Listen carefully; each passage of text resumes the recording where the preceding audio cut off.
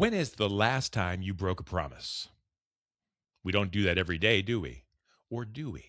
How about the promises you're making to yourself? Let's talk about those next on Purpose Under Pressure. Well, welcome back. My name is Bryan, and this is Purpose Under Pressure. It's a podcast about developing sales and leadership success on purpose while you're under pressure.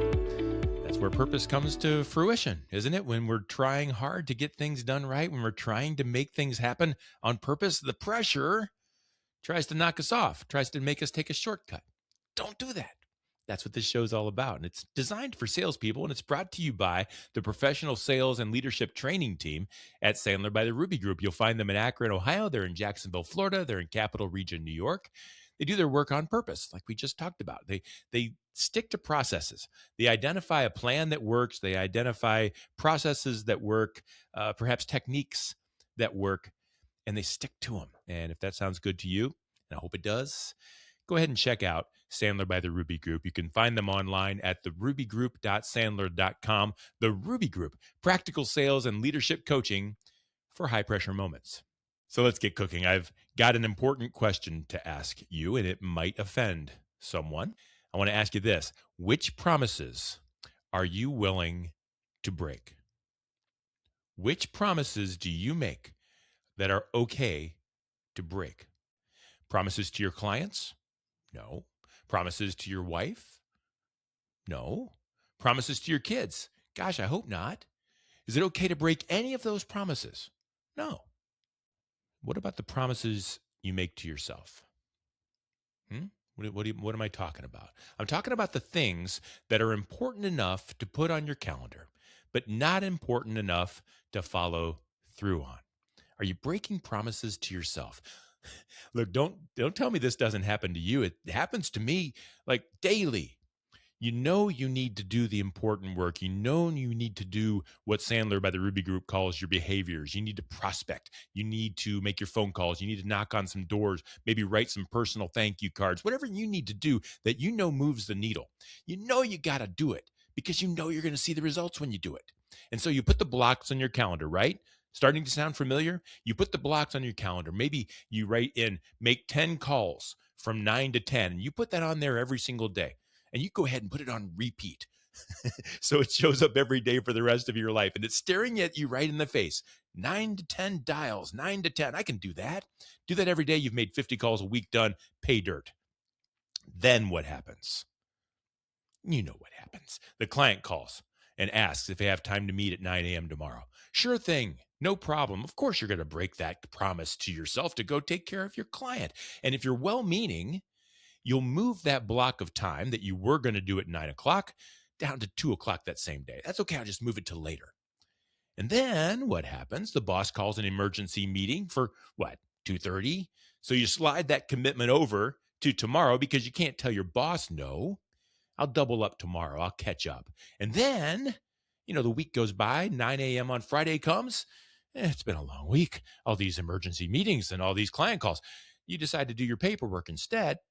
And pretty soon, that happens over and over enough that you start ignoring the appointments that you've made with yourself almost on a daily basis. They become white noise. You don't even see that they're on there.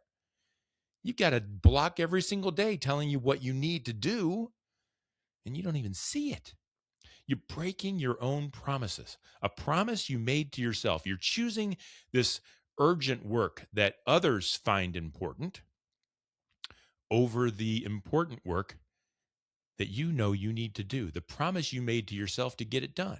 I know you do it because I do too. I'm not looking down at you.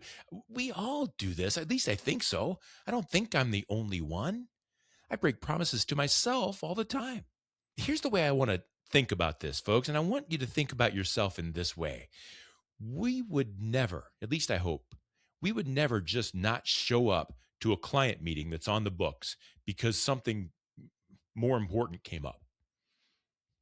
Would we? I mean, we would just not go? Just break that appointment because something else came up? Squirrel, not going to my appointment, sorry. No, that doesn't happen. We'd never leave our spouse. Again, I hope not. Stood up for our dinner date because something else happened. Just call and say, hey, sorry, can't make it. But we break commitments with ourselves every day. Why? Are we less important than anyone else? Are we less important than our client? Are we less important than our boss? Why would we even put something on the calendar if we don't think it was important enough to take up that space?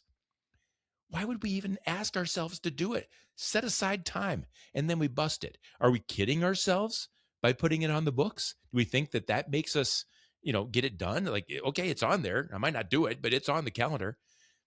So I asked you at the very beginning of this show, which promises are you willing to break? And it's right there on your schedule. You didn't know the answer at the time, but it's right there staring at you in the face. Those blocks of time that you set for yourself to do the important things, the work that matters, the work that moves the needle, the work that's going to pay off. Those are the promises you're willing to break and would do it all the time. All the time management tricks that we use to try to keep ourselves on track and try to keep things working. They do work. We just don't keep our promises. You can add the block to the calendar. That looks great to your boss at Friday morning meeting, but it's worthless unless you keep the appointment with yourself. And focusing on the important is really important. And it sounds great and it works. But the important becomes urgent when you don't keep the promises that you made to yourself on your calendar, when you don't keep your commitments. Everything becomes urgent then because you're behind. It turns out making the cold calls isn't the hard part. No one likes to make cold calls. That's not the hard part. The hard part is keeping your promises to yourself. The hard part is keeping the discipline going, to do the things that you promised yourself you would do. Doing what you say you're going to do is the hard part. It's not knocking on the doors. It's keeping your promises. And the good news about that is that you can control all of that.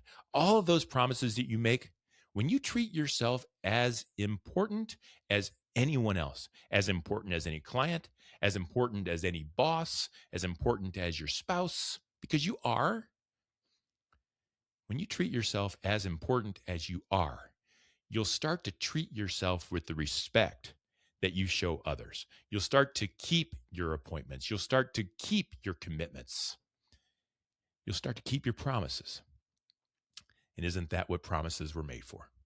Hey, I asked Pat McManaman, Sandler by the Ruby Group's partner and trainer, to join us on the show to talk about behaviors, talk about attitude towards doing those behaviors, talk about the techniques that we use kind of in a cycle. And they call it the BAT triangle. We're going to talk about that on an upcoming issue of the Purpose Under Pressure podcast. That's coming up later this week. And you'll find that one when it's out and all past episodes of Purpose Under Pressure at bryanmediastrategies.com/podcast and wherever you stream your favorite shows. It's brought to you by the Ruby Group, practical sales and leadership coaching for high pressure moments. So until next time, no matter how high the pressure gets, keep your promises to yourself and stay on purpose.